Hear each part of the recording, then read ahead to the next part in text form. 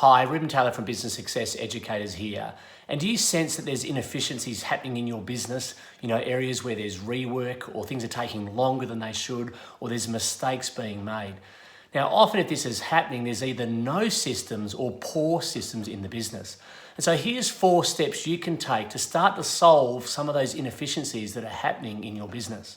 So the first place to start is by flow charting parts of the business. So choose a particular area of the business where you expect is inefficient and then map out a flow chart, work out the steps, what's the flow of product or service or information, work out those steps that actually govern the overall flow of what's happening for that area of the business. So the second step is to work out, well, what systems are in place or not. So what I recommend is scoring each block, each step in your process, score out of 10, which 0 means there's no systems, it's totally in people's heads and things are going crazy, versus 10 out of 10 means that the systems are efficient, they're working well.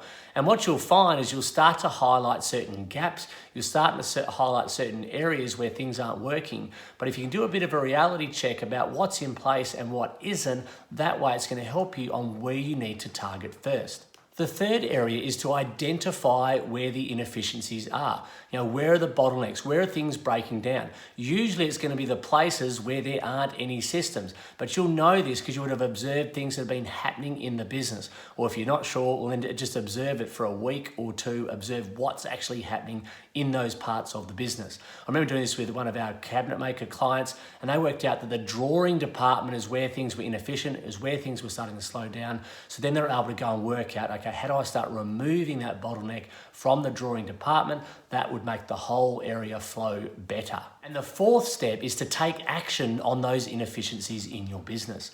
You see, what often happens in a business is there's a problem happening in our business, inefficiency, and we go and fix it, and that creates one somewhere else. But that's the goal. So if you can actually improve all the different areas of the business, then you get a lot more flow and throughput happening in the business.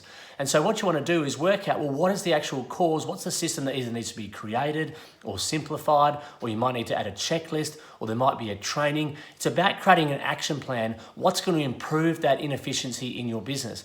And once that inefficiency is improved, then you go to work on the next one, then the next one, and the next one, until you have a fully efficient process happening. That's how you remove inefficiencies in your business. So remember, flow chart out the overall process, take an audit of your systems, what's in place, what isn't in place.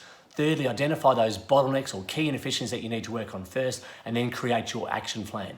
Do this step by step, you'll be running a much more efficient and profitable business and a whole lot less headaches and heartaches. Thanks for taking the time to watch this video, and I'll catch you in another video soon.